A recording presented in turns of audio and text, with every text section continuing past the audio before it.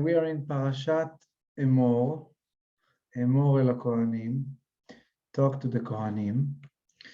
And in the middle of the parasha, in the Shlishi of the parasha, there is a very special mitzvah.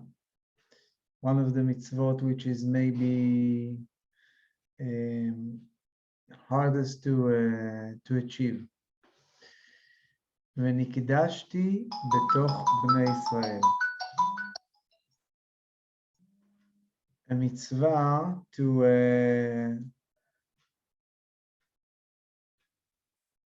to bring down the kedusha of Hashem through the deeds of the people of Israel.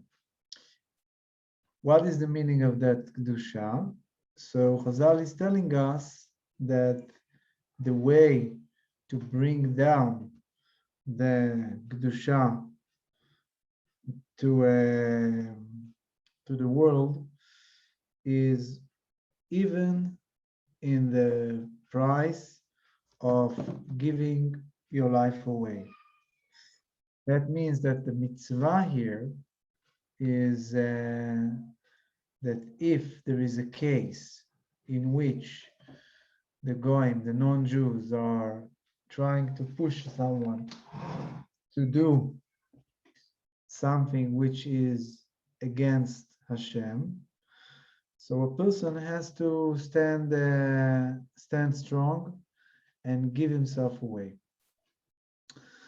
In more details, we can say that there are only three non-do commands in which a Jew is supposed to give his life away. One is in case of Gilui Arayot, of doing any kind of we're talking about a situation in which someone is forcing a Jew, doesn't matter if he's a Jew forcing a Jew or a non-Jew forcing a Jew, to do something against the Torah. The Torah is saying that you should stand strong and you should give your life away, and by this you will reveal the Kedusha, the holiness of Hashem in the world. Generally, there are three mitzvot in which a person is supposed to sacrifice his life. One is when someone is obeying him, forcing him to hurt physically another Jew. It is called shfichut damim.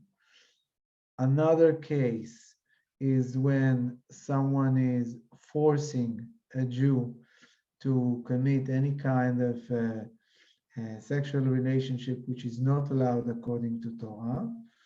And the third one is that someone is forcing a Jew to do some kind of idol worship.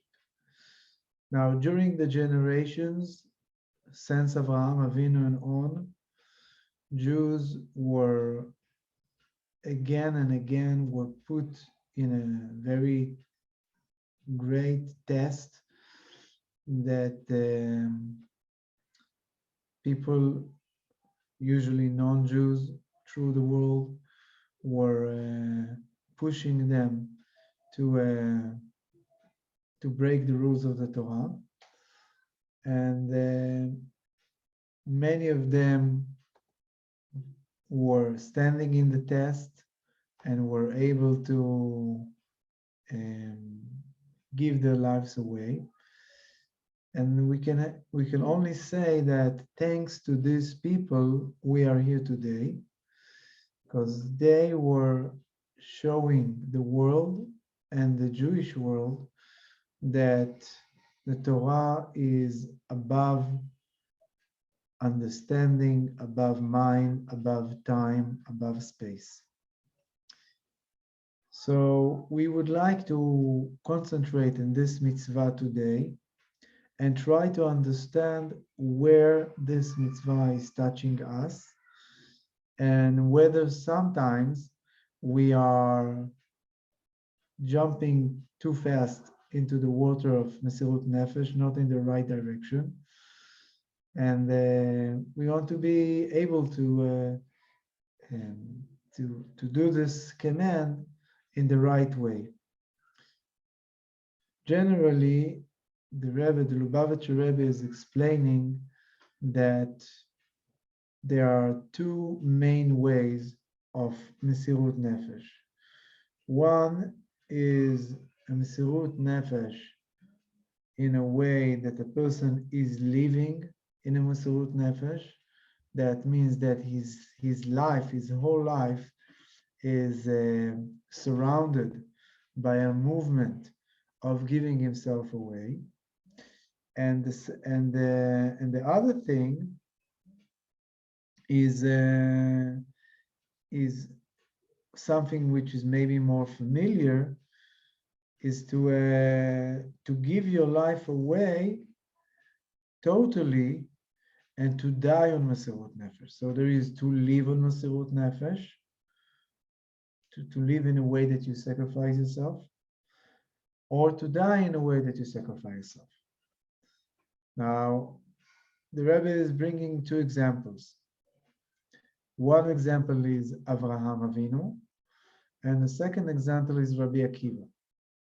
That Avraham Avinu was, according to the Rebbe, living on Mesirut Nefesh.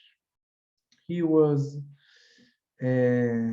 ready to give him his life away, but when he was saved from Haran and everything over there, he was constantly in a movement of completely devotion to Hashem. And the one that was dying on Mesirut Nefesh is Rabbi Akiva. That there was a rule of the Romans that nobody is supposed to learn or to teach Torah. And Rabbi Akiva said that Jews without Torah are just like fish without water, and therefore he have to teach. He have to do it. Otherwise, there's no future for the Jewish people. He was caught, he was tortured, and he was murdered. Now, you can say that both of them were ready to die. That's right, but the fact that Avraham Avinu was able to go out of the danger and continue his life for 175 years and to live in a state of devotion, and that Rabbi Akiva was finally murdered on Mesirut Nefesh, means that they had two different attitudes to this command. But Rabbi Akiva said, he said before he was murdered, he said that through all my life, I was hoping that I will have the chance to sacrifice myself to Hashem and to die on Mesirut Nefesh. So since he was always hoping for this, so Hashem gave him the opportunity. And Avraham Avinu did not have a hope to die. He had a hope to live. Now here it's a very important point, because generally when we talk about Mesirut Nefesh, you know that every mitzvah has a connection to one of the 10 divine powers, which are called the 10 Sfirot. The Sfira which is connected to Mesirut Nefesh is the Sfira which is called the crown. The crown is the highest power in our soul. It is the unconscious power which is actually moving all the system, and in Hasidut it is explained that when a Jew is in a state of Mesirut Nefesh, he is actually connected to the power of crown. Now, when we talk about this power, we actually telling that it is not something which is completely an understanding that we can get into. Let's say someone is telling you, just prostrate to this idol, and I'll leave you alone. You can go home, and you can continue your life. So the logic is that, okay, I'll do it for 2 minutes, and I'll continue live my life. I will be a father. I will be a mother. I will be able to educate my children. What's the idea to kill yourself for 1 minute of admitting, just physically admitting that this idol is having some importance? So it has to be completely above logic to tell someone to do such a thing. Now I'll tell a few stories just to understand what we are talking about. So about 300 years ago, there was a very important person in Poland. His name was Potecki. Potecki was one of the rulers in Poland. He was quite good for the Jews most of the times, and he had a son.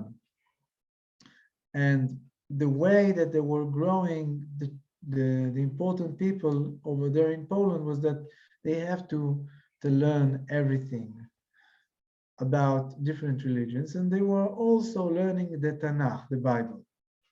They were, of course, Christians. Now, when the son of Potocki was learning the Tanakh, the Bible, he fell in love with Judaism, and he decided to convert. Now, these days, whoever was converting in Poland was immediately executed by the church. So he had to go to Amsterdam together with his friend, and both of them converted in Amsterdam. And he changed his name. His name was Avraham ben Avraham. Now his friend decided to stay in Amsterdam and to live as a Jew. And he said, I'm going back to Poland. I want to show everyone that the truth is to live as a Jew. So he went back to Poland, and he was not hiding himself. His parents were very worried. They knew that he converted. They knew that it is a very dangerous thing to do over there, but he wasn't hiding himself. He was behaving like a proud Jew everywhere, and he was arguing with the priests, and finally he was put in a jail. And the punishment was that they're going to burn him alive. So when he was in the jail, his his parents told him that we can release you from here. Just be a Jew, okay, but just keep quiet, that's it. Or run away to another country. He said, no, I'm not going to hide it. And he told his friends, his non-Jewish friends, that we all learned Tanakh. But when we learned it, Yul was learning the Tanakh, the Bible, as an intellectual thing. And I was learning it in a level that everything which is written here is an instruction for life. And there was a group of Rabbanim, or of Jewish Rabbanim, that came to visit him. And they told him, are you sure you wanna go for it? So he told them, I had enough from this physical body that was eating so many non-kosher food before he was converted. And I want to get rid of this body. Finally, he was burned, and it was in Shavuot. It was a huge Kiddush Hashem in the world, made a lot of noise. And the Jews were paying very big amounts in order to take the ashes of his body and to bury it. And 50 years later, the Gra, which was one of the greatest people in the Jewish world later on, Gaon Mivilna, asked to be buried nearby him. Now, that's an example of someone who had an urge, who had a very strong will to die on Kiddush Hashem. And it made such an impression that the tzaddikim of that generation says that he was able to pure the world from the klipa of idol worship like very few before him did. Now, what is the Rebbe opinion about it? The Rebbe opinion is that a person has to live in Mesirut Nefesh. That means that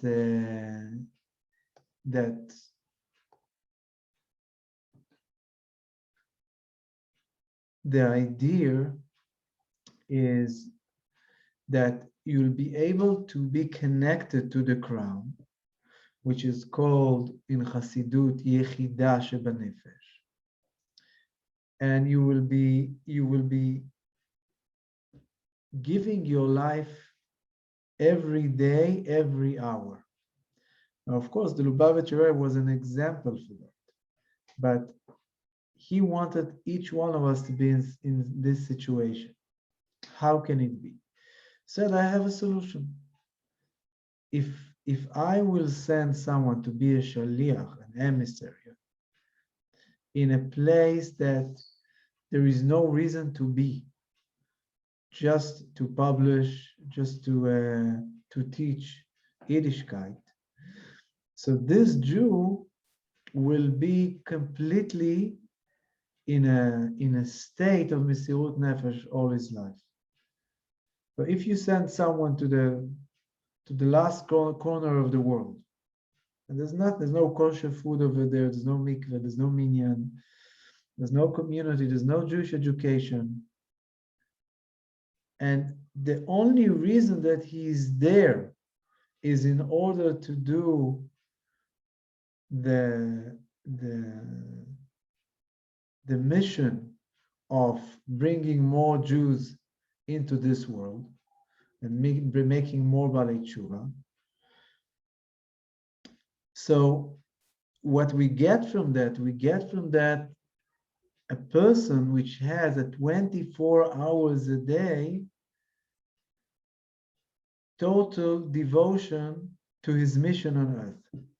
And this is, according to the Rebbe, living in Mesirut Nefesh. Because you are 24 hours a day available for other people. You are there only for them. You're not gaining anything for you over there. And by that, you live with your Yechidah Shebanefesh. The Yechidah Le'achdar, the highest level, the crown level within yourself. Now, of course, that it's a very tough mission, but the Rebbe made it a way of life. Now, he will tell another story. In the days of the fifth Rebbe of Chabad, which was called Rabbi Shalom Dovber, he lived in Russia. In the beginning, he lived in the times of the Tsar, which was a very tough time, and the Christianity was very cruel to those Jews. And later on, there was the revolution, and the communists came, which was also a very bad situation for the Jews. From the worst to the worst. Anyway, one day the Hasidim came to him and told him, listen, there was a story, an amazing story, something that happened that is exactly written in the Tanya. In the Tanya, it is written that even a Jew, which is not keeping, not Shabbat, not kosher, nothing, he's empty from commands. It is said, Kal Shebekalim. Even he is ready to give his life away when he feels that something is disconnecting him from the source of life, which is the connection for to Yiddishkeit. So they said there was a Jew which was completely non-frum, and he was going in the streets, and a group of going caught him and started to hit him, and they told him, we want you to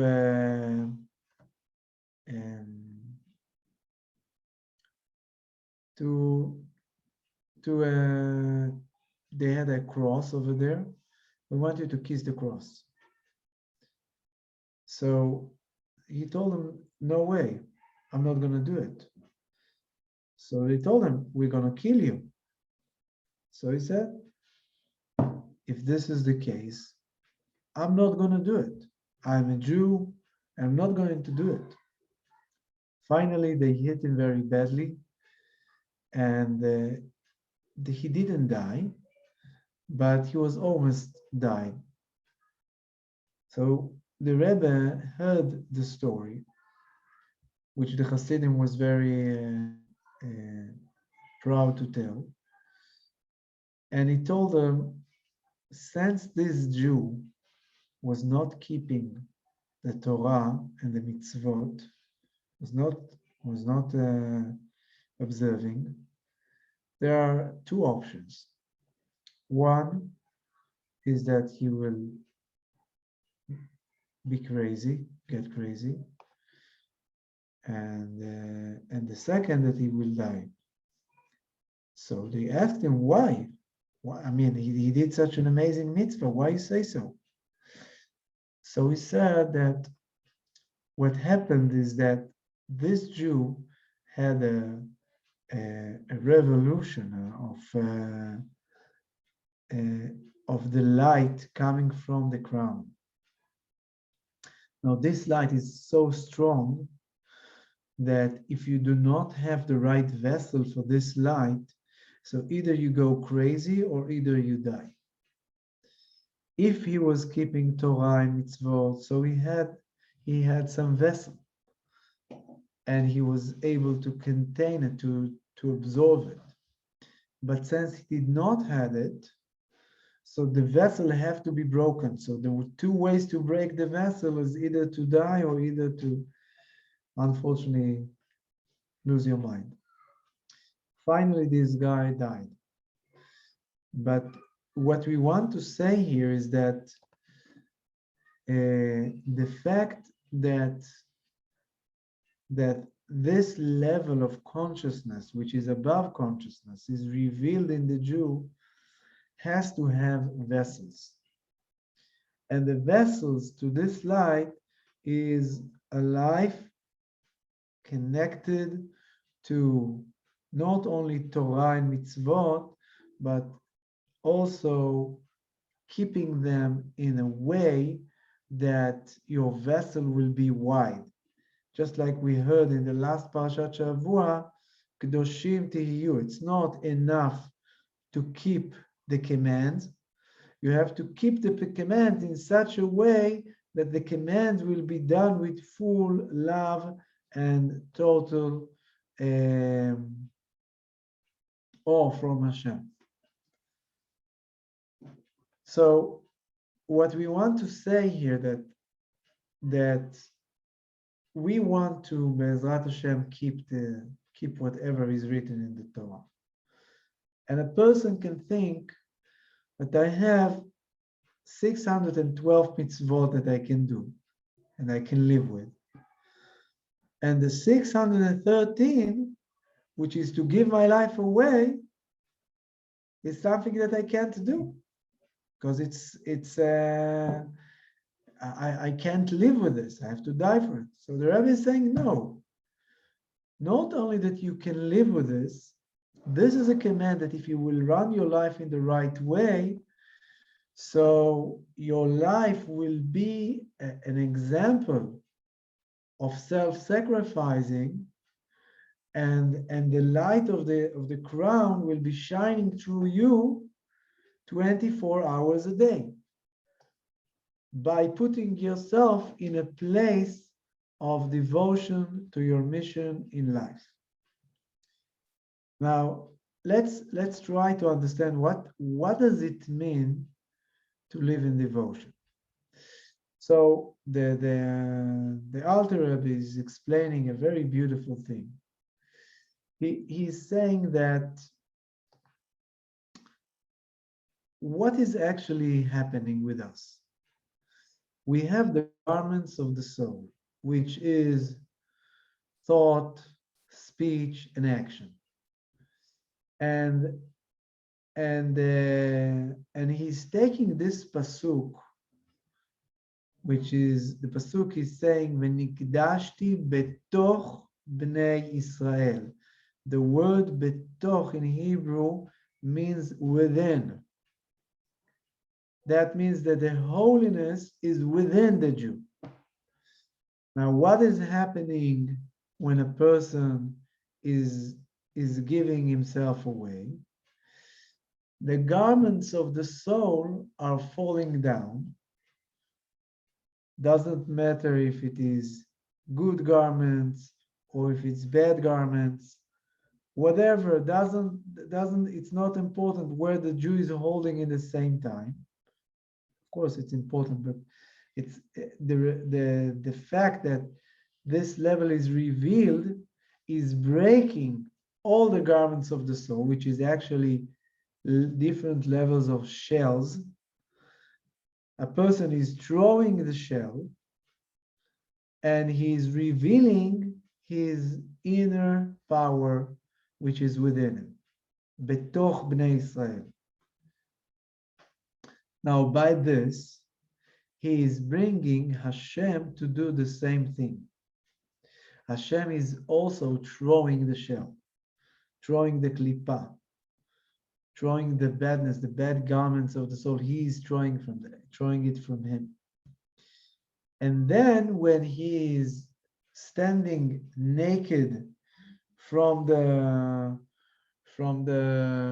his garments, he is revealing his true self.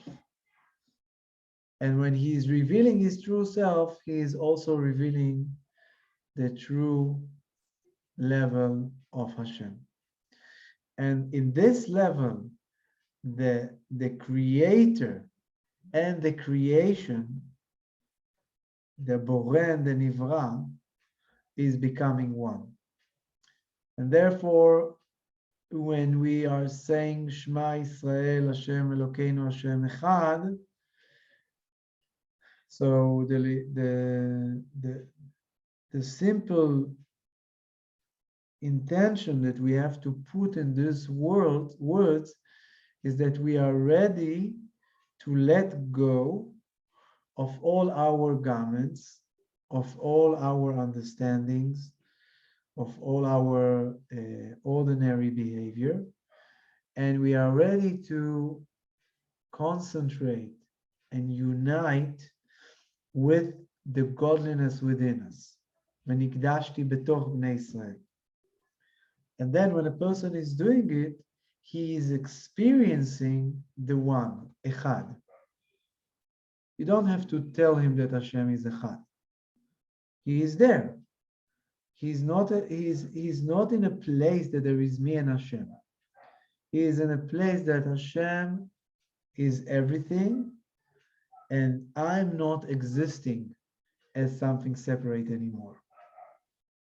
Now, this level of the Keter, of course, it's a very high level of consciousness, but the beautiful thing about the way that the Rebbe is describing it is that it is something that each one of us is able to achieve. I just want to share with you a personal story. So for many years, we were going to India there and back and forth every year. And every time that we were flying from Israel to India, if it was possible, we were going through Kfar Chabad and trying to visit Rabbi Ginzburg and take from him the blessing to the way. So in one of the events, Rabbi Ginzburg was talking with our children. The children have a real sacrifice. They don't have friends over there. They don't have school over there. They don't have a community over there. There's no playground over there. Their friends are goats and lambs, and that's about it. So I don't know whether they have the greatest sacrifice or my wife have the greatest sacrifice, but for sure it's not easy for them. So Rabbi Ginzburg asked them, do you have an idea what is the best thing that a Jew can do in this world? So they thought a little bit. And since they were growing within Shlichut, so they said, maybe to be a Shliach. So Rabbi Ginzburg told them, yes, this is correct. The greatest and the best thing that a Jew can do in this world is to be a Shliach of the Rebbe. Now, I was listening, and in this life we can do so many things, so many options, and you ask yourself, what's the best thing to use the time, the abilities, the energy, the talents that you have? And when you remember this, when you remember that a person which is living surrounded by shlichut and 24 hours a day is available to help the Jews, he is actually connected to the crown. So that's a very beautiful thing to do here. Just to give you an example, about 10 years ago, there was a season which the Himalayas were shaking again and again. Every few days there was an earthquake. It's a very active area. Now, every time that there is an earthquake, it's something that you cannot explain, you cannot imagine. It's a huge noise.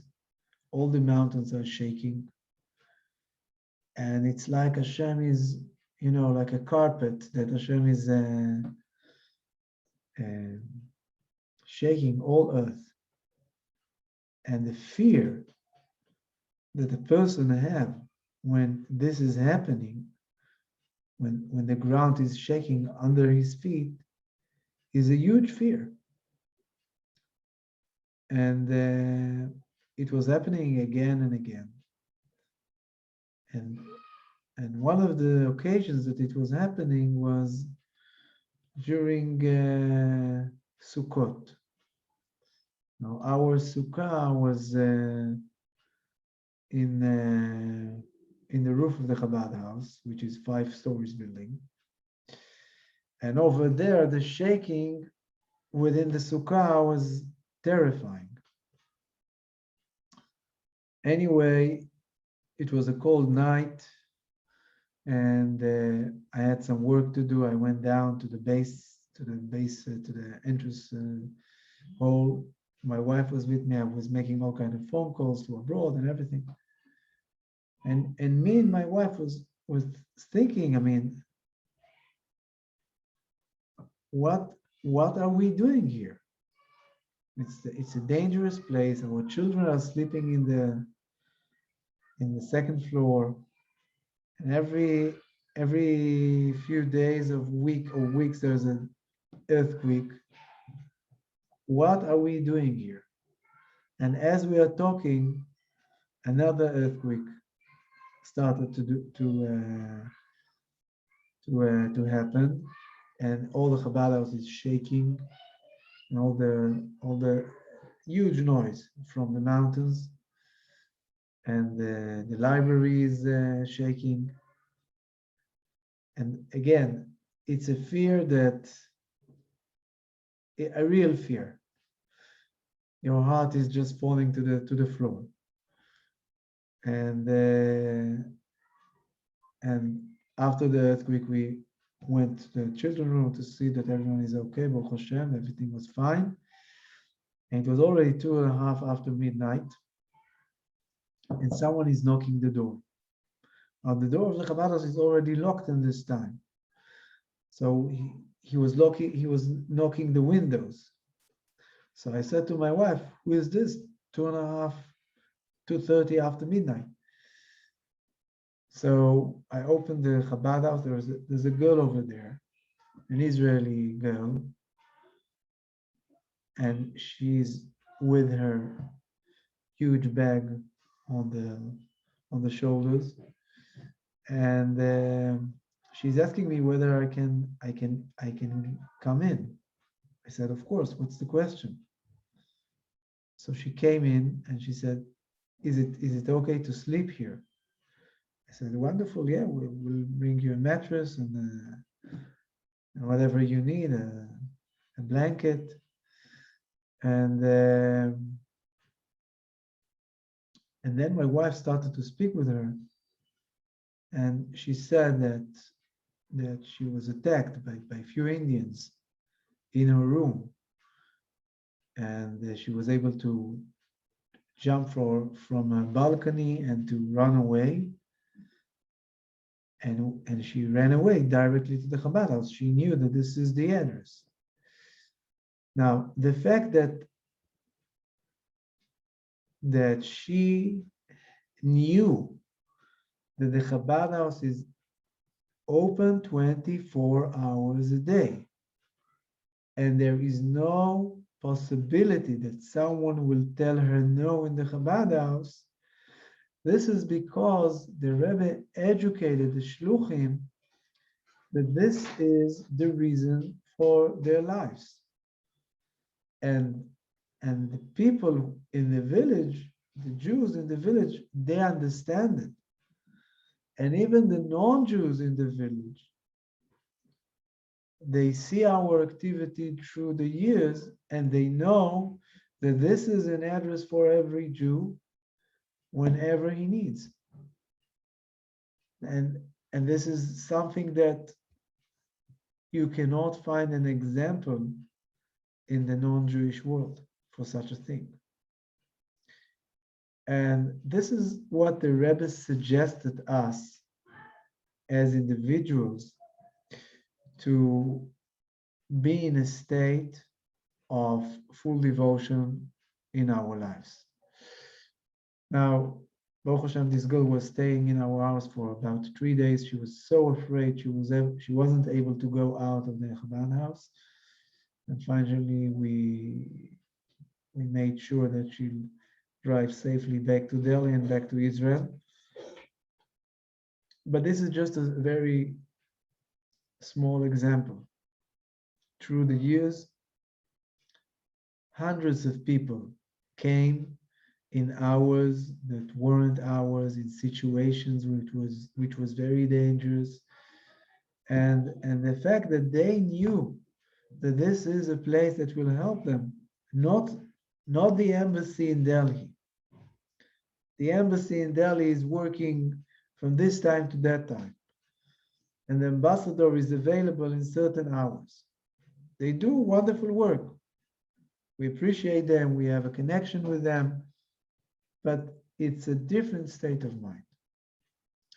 So for us, if we want to be connected to this level of crown, if we want to be connected to this command of V'nikdashti betoch bnei Israel, we have an opportunity, because each one of us is a shaliach in his own environment, whether it is with his family, with his within the community that he is at.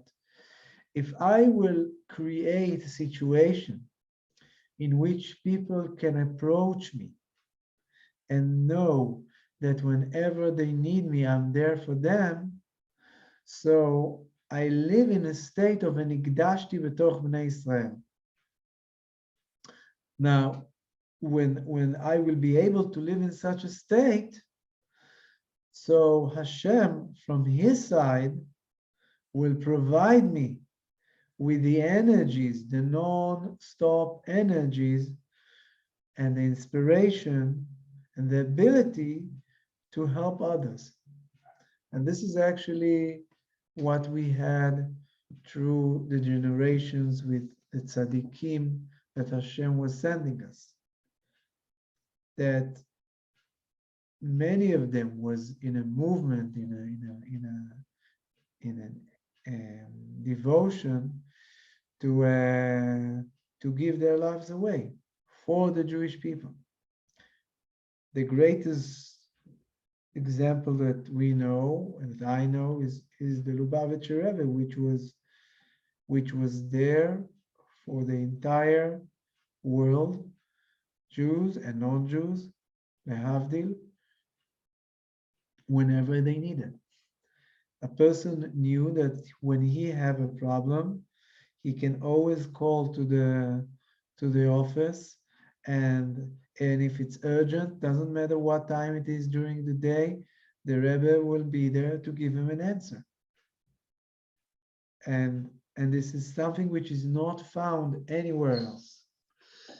So the beautiful thing here is that we have a chance to be like that if we choose. And by that, we are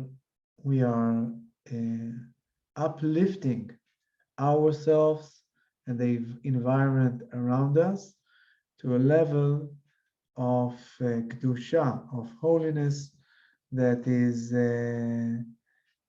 bringing, as we said, unity and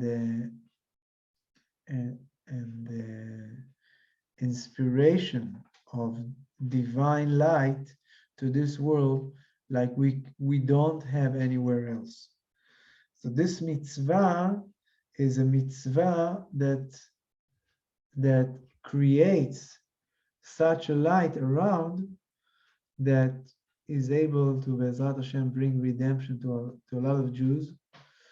And each one of us can try and figure out what is the right way to create the situation in which Be'ezrat Hashem can achieve it. And Be'ezrat Hashem, that's the idea of the parsha this week.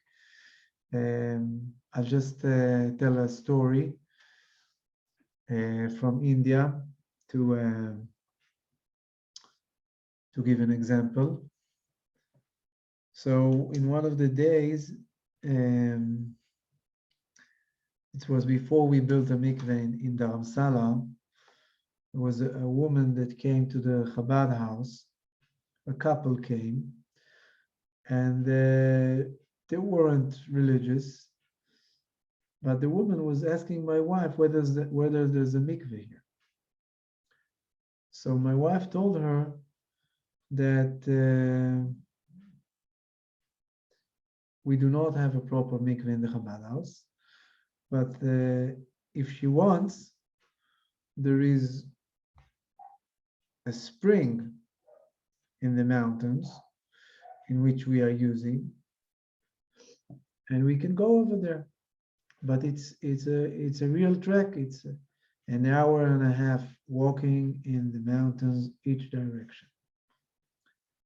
So she she wasn't sure if this girl will. I mean, she wasn't religious, and why would she take such an adventure?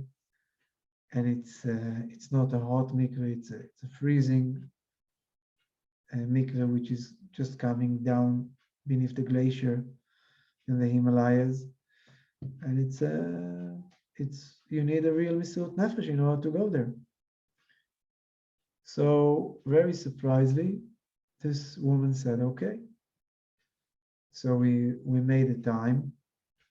We found a babysitter, and I was also going with them, the husband and me in the front, and my wife and this lady in the after us.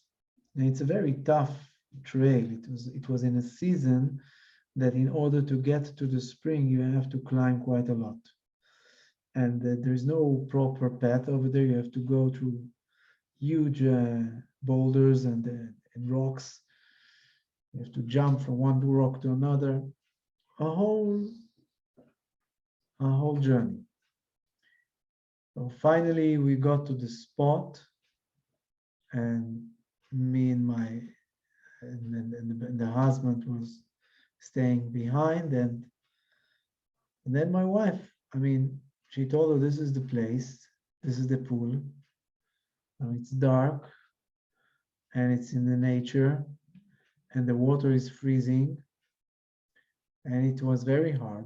But Baruch Hashem, she did the mitzvah, and she went for the mikveh. And on the way back with the torches, on the way there we were going just before sunset, but on the way back we went in darkness. So on the way back, my wife is asking her, "Listen, I just want to ask you a question. Forgive me, but I see that you're not keeping everything yet. And I'm not sure if you're keeping Shabbos or not, or kosher or not.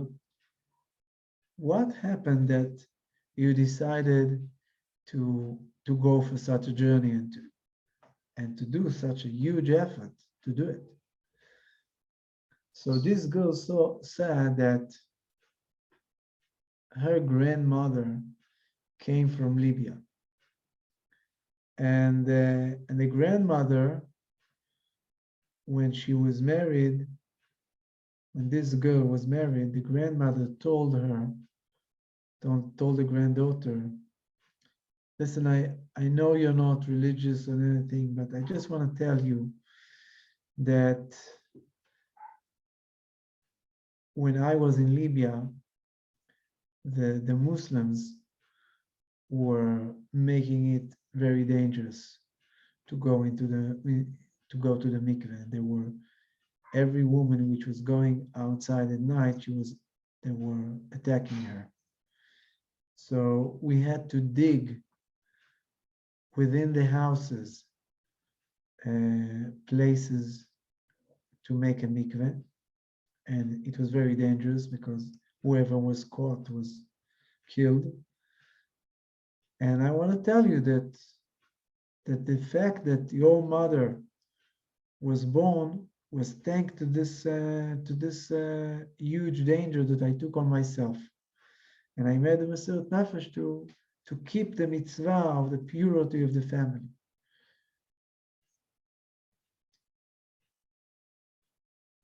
And she told the granddaughter, "Now you're getting married. I'm not going to ask you for anything, but I just suggest that you'll try to go to the mikveh when you need." So this girl, which was, as I told you, not religious, but she caught the idea, she caught the point that I'm here thanks to the self-sacrifice that my grandmother did. And if I want to stay here and I want to have a continue to the Jewish people, I have to be attached to this point. So every Jew, as it is explained in Tanya, is ready and happy to make Mesiut Nefesh, to give everything for Hashem. And Bezrat Hashem, as the Rebbe told us, we should do it in a way that we live, bechai bahem, to live in Mesiut Nefesh, and to do it with a smile, with a joy, and to be inspired by the Rebbe, by the shluchim of the Rebbe, and Bezrat Hashem, to reveal the holiness of the Jewish soul. So wishing you all a very happy and beautiful week. Today is Pesach Sheni. In Israel, it's already Pesach Sheni. And Pesach Sheni is actually the holiday of the Baalei Tshuva. So we should all be a Baalei Tshuva, and the level of Baalei Tshuva is the level of Mesirut Nefesh. As it is written in the Zohar, that whatever they do with such an energy that even a tzaddik cannot do.